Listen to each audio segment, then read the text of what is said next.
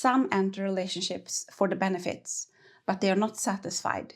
Even if you give them money, sex, services, social status, power, attention, they want to subdue your mind until their moods become your only compass and freedom becomes an abstract dream. I'm Emma, I'm a medical doctor and I have lived through malignant narcissistic abuse. In this video, I will share the insights you need to see through their game. Because narcissists and other emotional manipulators aren't just careless and selfish, they are strategic, and what they are using is psychological warfare. But once you see through it, painful memories from your past will start to make sense, and you will no longer walk blindsided into their traps. Stay tuned, for in the end I will share some real-life examples. Let's get into it. In the beginning, they do a big investment. Time, money, attention, gifts, trips together. The early days feel magical, but this isn't just romance or kindness.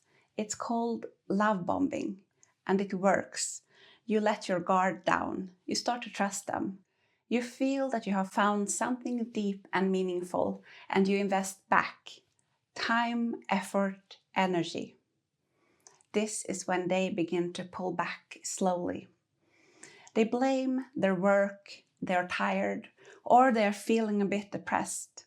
But somehow you end up feeling like you're the problem.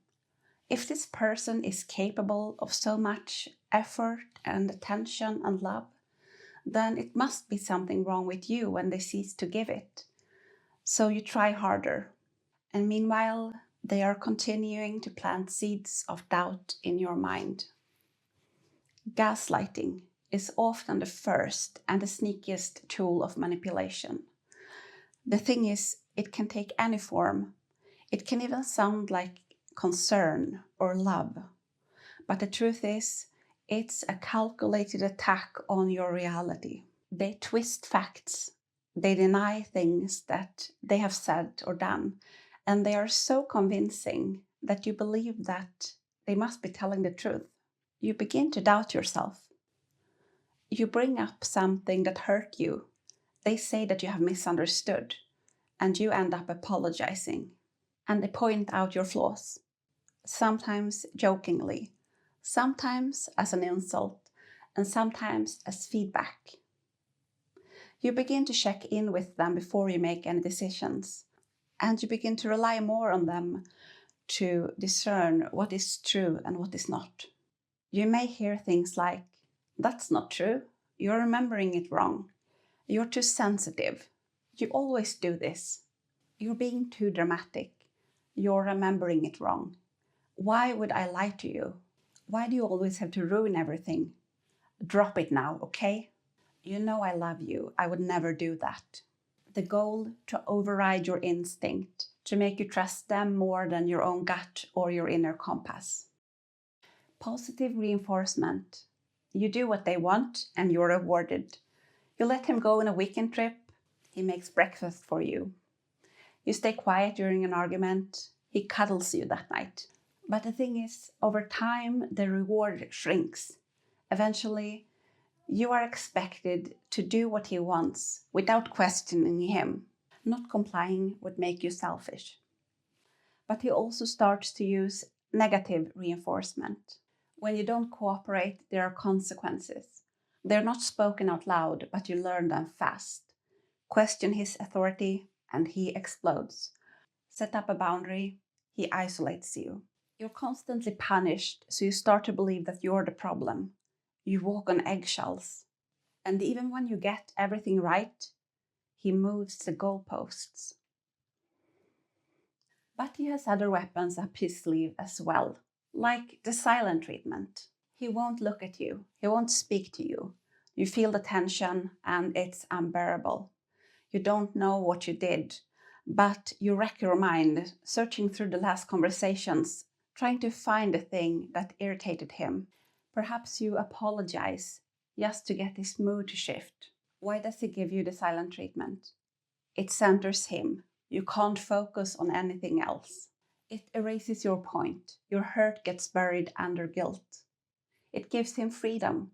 He doesn't owe you any answers. He's not talking to you, remember? It trains you. Next time, you'll stay silent to avoid this. This is psychological punishment. Triangulation. He brings up other women, real or imagined. There's a girl at my work. She looks 20, but she's your age. My ex just won't leave me alone. He may flirt in front of you or leave ambiguous text messages visible for you to find. You feel jealous, unsure, desperate to prove your worth. But if you bring it up, he accuses you of being insecure and paranoid. Or he goes silent on you again. You feel crazy and guilty for noticing the disrespect. Explosive anger. Yelling, slamming doors, punching walls, destroying things, insults.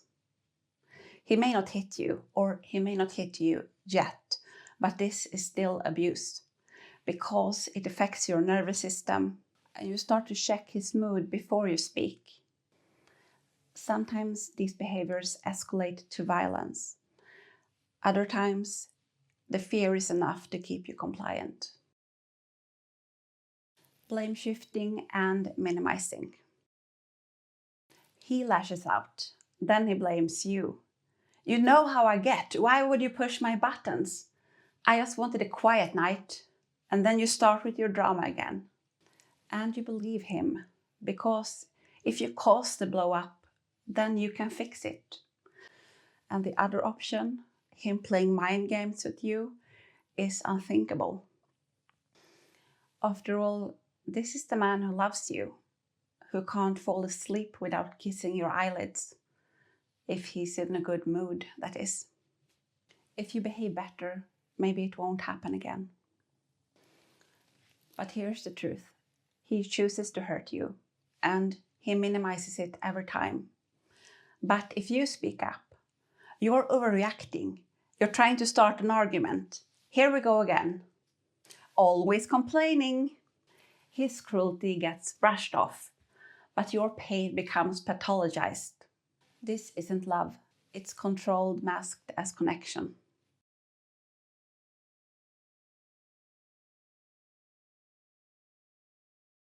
These relationships are so confusing because they are constantly shifting. He feels that you have had a little too much and he pulls back and puts on the charming guy face again. And you relax just enough to stay, but the good period never lasts. You get so caught up in the ups and downs, the dramatic fights, the passionate makeups, that you don't notice that more and more of your identity is slipping between your fingers. You adjust more and more to him, your tone, your behavior, your ideas. But these patterns never change. You do most of the work. He uses most of the resources. He's in control of the criticism, complaining, and the raging. And you're constantly feeling like you're not enough. And that's the point. This was his goal all along. To chain you, trap you, drain you, while he gets strong on your effort. This is modern-day slavery. Another human subdued in the war that Narcissist rages on the human species. Think I'm sounding delusional? I'll prove the Narcissist's real intention. Let's talk about face-dropping moments. You know the moment when you got really hurt? A hit under the belt where your face just drops from the shock and the pain. If you have been in a close narcissistic relationship, you have experienced these moments. Bring to mind one or two of them. I will soon tell you about my worst moments. But first, let's go back in time to 1942. Churchill was spending his summer in the US visiting Theodore Roosevelt. He wanted to convince him to help England in the war effort, opposing the Narcissists' takeover of Europe. Theodore Roosevelt held his distance towards Churchill. America wasn't interested in being part of the European war again. Plus, He didn't have the Congress with him. One morning in June, Churchill received a message. The Nazi forces under the leader Rommel had captured Tobruk, a city in Libya that had been under British government, and they had taken 33,000 British soldiers captive. At this moment, Churchill totally lost his composure. He was shocked. This was a huge defeat, and it showed on his face. Theodore Roosevelt watched the shocked and painful expression on Churchill's face. How do you think the American president reacted to this face drop moment? Perhaps it's now the time to criticize Churchill. The British have obviously put their soldiers very dispersed over a large area. Couldn't this have been predicted? And now the Nazis have a foothold in northern Africa. The next move for them could be to take the Suez Canal, and then Britain's import would be cut off, and they would have to run their boats all around Africa to get supply. That's not very smart. Do you think he pointed any of these things out? We will get back to this story. First, I will tell you two of my most painful face-dropping moments, and I will tell you my narcissistic ex-husband's response to them. I will start with the least painful one. I had this red car. Here comes the red car story again, for those who have seen several of my videos. But the red car was it played a huge role in the decision to separate from my ex-husband. I had gotten this red car as a gift from my grandfather when he was too old to drive because of his diminishing eyesight. And it was a very good car. The car had only been owned by my grandfather, who had taken very good care of it. It was a red Volkswagen. And one spring day, it was on a weekend, and I was taking my kids with this car to go into the town center. My daughter somehow managed to unbuckle her belt, and she was only 6 years at the time. So she couldn't manage to get it on while I was driving. So I stopped at the bus stop on the side of the road and just went out to help her with her seatbelt. And then I went back into the driver's seat and started to blink that I'm going back out into the street. And it was a long road, so you could see quite far behind you if you looked in the rear view mirror. And I saw a bus coming, perhaps 200 meters behind me. But there were cars going, there were a lot of traffic going into town, so there was no room for me to move into the road. But I assume that this bus driver he will see that I'm blinking, and he will stop his bus, let me go out, and then he can go into the bus stop. But that didn't happen. Instead, he came in very fast and rammed my car. So he rammed the side mirror, and we got some injuries to the outer metallic on the car, but no one was hurt. But I was very deeply shaken by this accident that happened while I was standing still with my car, and then just seeing this bus coming in full speed in the rearview mirror, thinking that he would hit me. And he did hit me, but only the side. So after I went home, and I called my husband and told him that we had been in this accident, but that no one was hurt. And he came home, and I was barely holding my composure. I had been crying a bit before he came. And then he started to tell me how it was my fault for parking or putting my car there to begin with. I shouldn't have done that. And when he started to complain, I started to cry. And I tried to tell him that I was really shaken by this incident, so I could really use a kind word right now. But instead, he reacted with anger and continued to... I can't really remember exactly what he was saying, but I remember because I went into our bedroom. I didn't want the kids to hear this. And I actually went down on my knees because I felt so defeated, because this was a moment that I was actually really hoping for some tenderness or compassion from him, because something very shocking had happened and it was not at all my fault. In Sweden, it's okay to park on the bus stops if you are not leaving the car there. And I got, eventually the insurance company did give me right. But my husband just stood over me and continued to rage. So that was his reaction to me breaking down and being in shock. It was to stand over me and insult me. And I will tell you a little bit of another story. I have covered this story in full in this video that I will put here. Let's see if I can tell it without crying this time. I started to work as a junior doctor after having been home with my 2 kids for some years.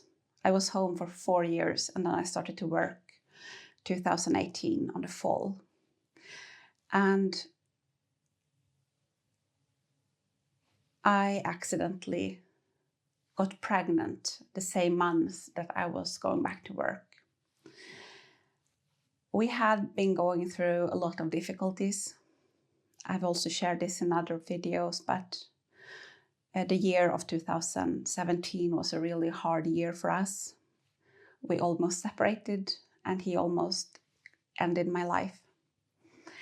And I had sort of committed myself to try to work on myself, to try to save our marriage, because I thought that the problem was that we would get into these dramatic fights and that I also contributed to them.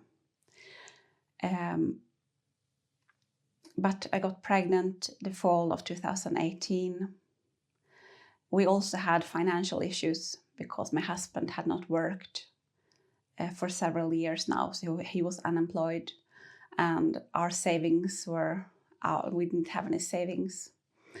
I didn't have right to maternity leave more than the minimum because I hadn't, I got pregnant with my first child in the end of med school, so I hadn't worked after school anyways. Very much depended on me starting to work now as a junior doctor, and my husband also had told me that I'm putting off finding some company or starting another company because I'm waiting for you to get your license, because as a junior doctor I would sometimes be called in to do shifts at the hospital. And so 2018 I did an abortion. And it was really hard, a really, really hard decision. And he, of course, pushed me to do this. And I was very pained by it. And afterwards, I booked an appointment to sterilize myself. So because he told me that he would do it, but there was some, he was advised by the nurse when he went to the to the appointment that he shouldn't do it, because I think it was crap in hindsight. But I booked an appointment and I got my tubes tied. So I because it was so horrible to have to go through this abortion. I did not want to do that, but I couldn't see any other way out of the situation that we were in. And so I did it to try to keep our family together. Then fast forward a few years, I now have my medical license. It's the year of 2022, and I've had my license for a few months, and we have just moved to another town to be closer to my father. I started to work at a healthcare center, and I missed my period. So it didn't, for just to be safe, I did take a pregnancy test and it was positive. And I was really shocked because I had my tubes tied. There are incidences of this procedure reversing, but it's unusual. But I didn't want to do an abortion this time. We did have, because I had worked, I did have the opportunity to go on maternity leave with payment, even though it would be lower than my salary. And also I did have my license, so there was no being called into the hospital when I was working at a healthcare center. So even though it wasn't planned, I thought that, this happened, so we just have to adjust to it. And I told my husband, and he told me that, are you really sure what you want? You will have to take the decision, sort of. But I see that you don't have that much time for yourself. So you're always busy with our kids, and you don't have any time to take care of yourself or exercise, or sometimes you don't even have time to brush your teeth without being interrupted. So because I'm a man, so I can't help you with a small baby. So everything will be on your shoulders. Are you sure you want to do this? And I said, well, I know it's a bit hard. And I was also a bit flattered that he had noticed that I had it so tough taking care of our two kids. I was doing this actually on my own because he hadn't moved with us to the new town. He was still living in the old town in an apartment that he had tricked me into buying. He said it wasn't a good investment and he would renovate it and then rent it out since he wasn't working. So I believed him. He was very, very nice before I signed the documents. So I was flattered that he had noticed that this was hard on me and that he cared. But I didn't want to go through with an abortion. Then, so we did all this on the phone, and he called me and he was very nice. And then after some day, he said that, well, our older kids, they won't have that much time with you if you have a baby. So how are you going to manage with them? And then this another baby, perhaps it will be too much, and it could be better for them that you do an abortion for our older kids' sake. And I thought about that, but it's also, that's true because I was the only adult in their life, but I grew up in a family of 4 siblings, and I really love my siblings. I had not planned for this, but since it has happened, then I think that the best thing is just to go through it. And then my husband said, well, to be honest, I can't deal with another child. It will be too hard for me because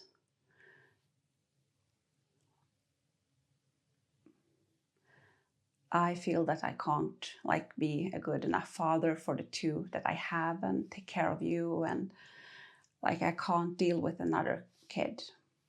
So will you do it for me? Because I really can't. I really don't want you to go through with this pregnancy. And I did it. So I went through with this abortion, even though I didn't want to, for his sake, because he begged me or asked me and showed me vulnerability. Then he came home to visit us, and it was just I think it was 1 or 2 days after I had this done. It was very early, so just took a pill. But I was physically not doing well, and he came home, and then he told me the next day, so how about all of us, how about we take the kids into the city center? And I was feeling very tired, but at the same time, before this, we had not had it so good together.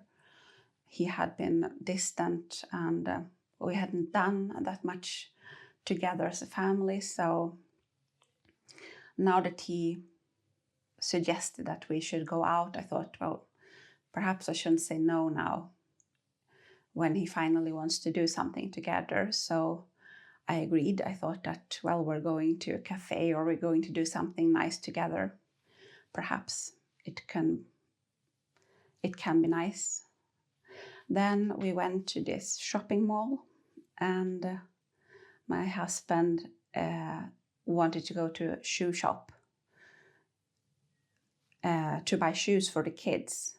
And that wasn't at all what I had expected. But before we went to the shoe shop, he bought each one of them a big bag of candy, and they hadn't eaten any lunch. But I didn't want to criticize him, so I thought that, well, I mean, this isn't a good idea, but he will just have to deal with it then. And then, of course, they ran as crazy at the shoe shop, and he got more and more irritated because they wouldn't listen, and they ran around and laughed and were sugar high. And he couldn't find any good shoes for them, so he said, well, we're going to another shoe shop. And he had started to become really irritated at this point. And I was really tired, so I just walked. I think the kids actually ran a bit, not that far, but they were running back and forth, but a bit in front of us. And then my husband walked irritated, and I walked half a meter behind him. And then he told me, so you have to calm your kids down. And I knew that they are behaving like this because he has given them candy, and they were also expecting to go and do something fun. They don't want to try on shoes. They weren't. Usually, if you do something with your children, you should prepare them beforehand. So we're going to try the shoes, and then we're going to do this. But he was very unclear about the whole thing. So I just told him that I can't calm them down. And then he looked at me with disgust, and he said, and you want 3 kids? And this was the face-dropping moment. That comment has been the most hurtful comment he ever gave me. And I couldn't even respond, so I was so shocked. And then I just walked away, like into this I found a little nursing room that was empty, and I just sat in there and cried for a long while. And thought about my relationship, and I actually thought that I can't continue, I can't do this, this was too much. It was too painful and it was too mean. But then eventually I calmed down, and I thought about my two kids, and I thought about the goal that I had set for myself, that I wanted to try to fix our marriage. And eventually I went back, and then I just said, well, I'm sorry for storming off. And then he didn't say anything.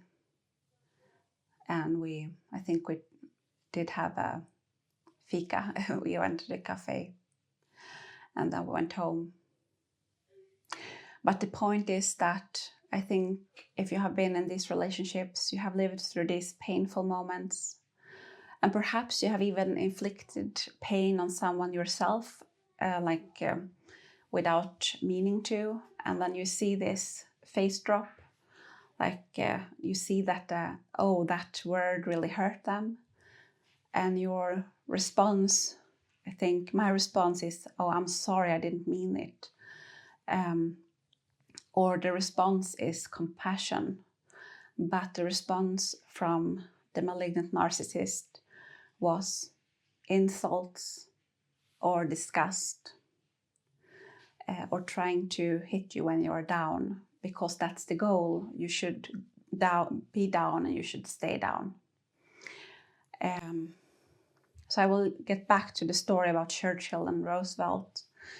When he witnessed Churchill's moment of despair, he felt compassion, and he did step in. He asked General Marshall to dispatch 300 Sherman tanks and 100 artillery pieces from the US to support the North African campaign. And this was the beginning of US supporting Britain in the war against the Nazis. So Churchill's compassion in that moment could have actually determined the outcome of the whole war. If you recognize yourself in this, you're not crazy and you're not too sensitive. Someone who loves you would not hurt you, criticize you, and overwork you while they relax. This is psychological warfare, and the moment you name it, it starts to lose its power. If this video helped you feel seen, don't stop here. Watch this video next. It's the 13 signs of a predator in disguise. I'm Emma, holding the light over the bridge. See you in the next video.